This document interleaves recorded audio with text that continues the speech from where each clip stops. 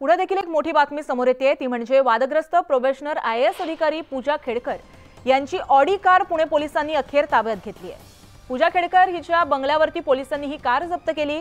Chatushrungi police वाहतूक विभागाच्या police स्टेशनमध्ये बॅरिगेडिंग लावून ही कार आता ठेवण्यात आली आहे। पूजा खेडकर यांनी याच ऑडी कारवर लाल दिव्यासह महाराष्ट्र शासनाचा बोर्ड लावला होता। दरम्यान कारसह कारची कागदपत्र तपासण्यासाठी हजर राहण्यासाठी पुणे पोलिसांनी खेडकरांना नोटीस बजावली होती। हजर न राहिल्यास कायदेशीर कारवाईचे सुद्धा आदेश दिले होते। दरम्यान पूजा खेडकरनं 2 दिवसापूर्वीच ऑडी कारचा 27,600 रुपयांचा दंड भरल्याची ही माहिती आता समोर आली आहे। पुणे पोलीस आता पुढील तपासणी आणि कागदपत्र पडताळणीची कामे करतात। पूजा खेडकर यांनी वापरलेली हीच ती ऑडी अखेर पोलिसांच्या ताब्यात आलेली। स्वतः खेडकर कुटुंबियाच्या ड्रायव्हरनीच रात्री ही गाडी इथं आणून ठेवली, कारण RTO पोलिसांनी रितसर त्यांना नोटीस दिली होती।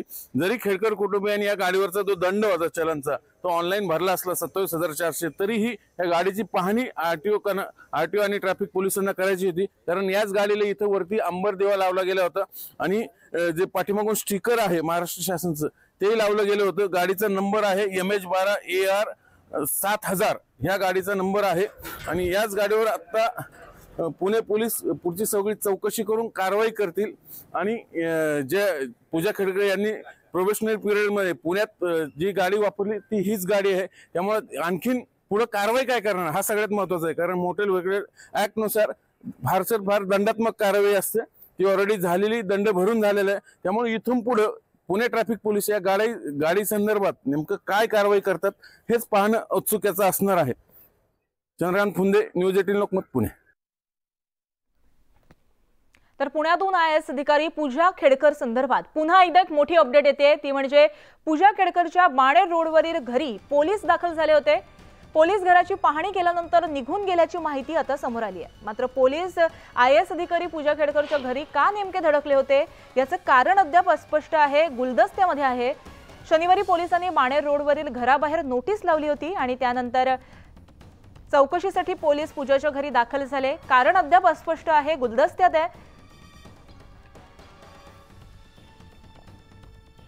तर याबाबत आपण आपले प्रतिनिधी चंद्रकांत यांच्याकडे जाऊया। चंद्रकांत, चौकशीसाठी पोलीस पूजाच्या घरी दाखल झाल्याचं कळतंय, नेमकं जे कारण आहे ते अजून समोर आलेलं नाहीये। गार्गे, कारण स्पष्ट आलेलं आहे ऑलरेडी। त्याचं कारण म्हणजे ही लावलेली नोटीस आहे।